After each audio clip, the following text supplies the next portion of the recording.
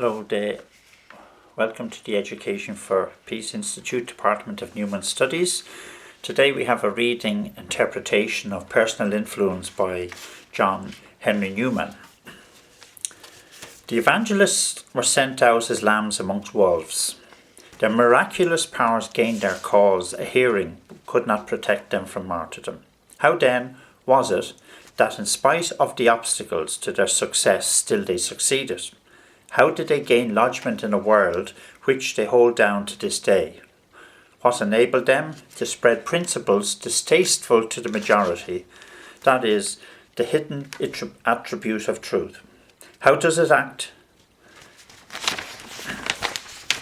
as it does over the many and multiform errors by which it is simultaneously and incessantly attacked? We might refer its success to the will of him who revealed it, but it is also useful to inquire into the human means by which his providence acts in the world. We cannot rightly ascribe the influence of moral truth in the world to the gift of miracles, that gift having been broadly withdrawn at an early stage. Nor can it be maintained that the visible church has taken its place, though doubtless the church is the appointed instrument by which that truth is conveyed to the world, corrupt body as it was then as now. Some imagine that the truth can be considered by rational beings without reference to their moral character, whether good or bad, but this is not plausible. Its real influence consists directly in some inherent moral power, in virtue in some shape or other. It is proposed to consider whether the influence of truth in the world does not arise from the personal influence, direct or indirect, of those who are commissioned to teach it.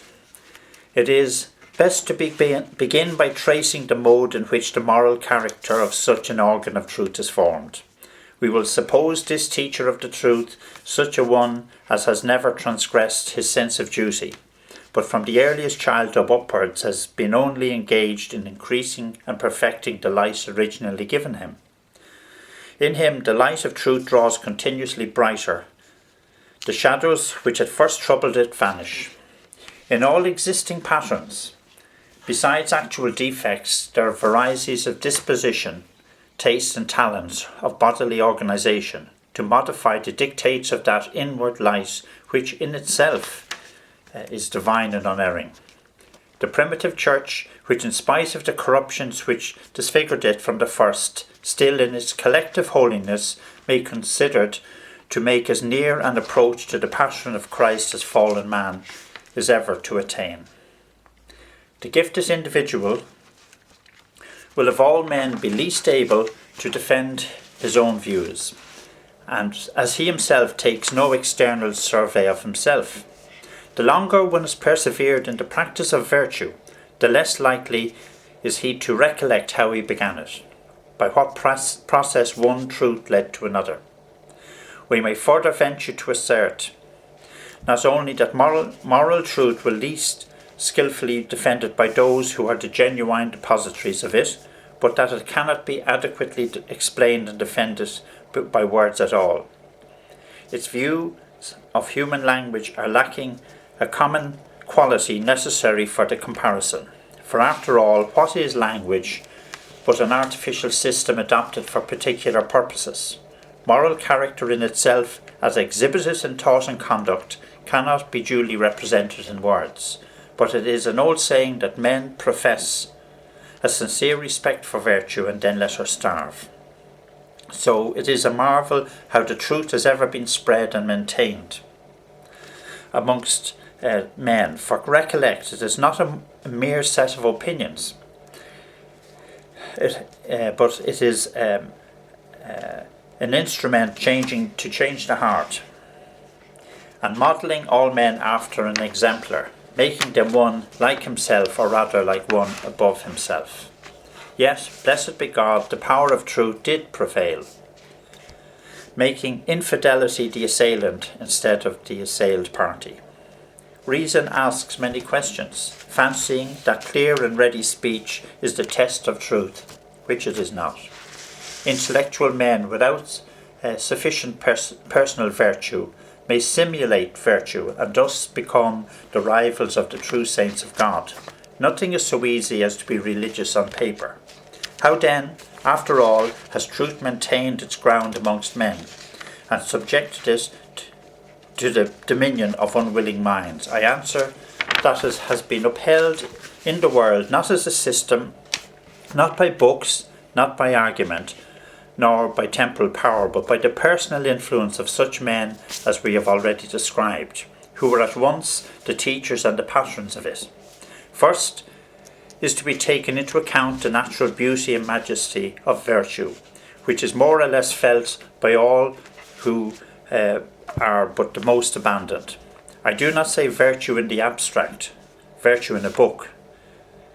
The abandoned cannot bear the holiness embodied in personal form, so that the silent conduct of a conscientious man secures for him from beholders a feeling different in kind from any which is created by mere reason. The conduct of a religious person is quite above many. They cannot imitate him. It may be easy for the educated amongst them to make speeches or write books, but high moral excellence is an attribute which they are strangers to. One little deed done against natural inclination for God's sake, though in itself of a conceding or passive character, to brook an insult, to face a danger to protect others, or to resign an advantage, has in itself a power outbalancing all the dust and chaff of mere verbal profession, verbal faith, or verbal zeal. The attraction exerted by unconscious holiness is of an urgent and irresistible nature. It draws forth the affection and loyalty of all who are in a measure like-minded, who understand that which is not born of blood nor of the will of man, but of God. Then they would become aware that Christ's presence is before them, and would glorify God in his servant. And all this while they themselves would change into that glorious image which they are gazing upon, and be in training to succeed him or her in its propagation. These, though they be few, they are enough to carry out God's noiseless work. The apostles were such men. Others might be named as successors to their holiness, communicating their light to others, by whom in its turn it is distributed throughout the world. Each receives and transmits the sacred flame, fully purposed to send it on as bright as it has reached them. Thus, the holy fire at length reaches us in safety, and will in like manner be carried forward even unto the end. Thank you.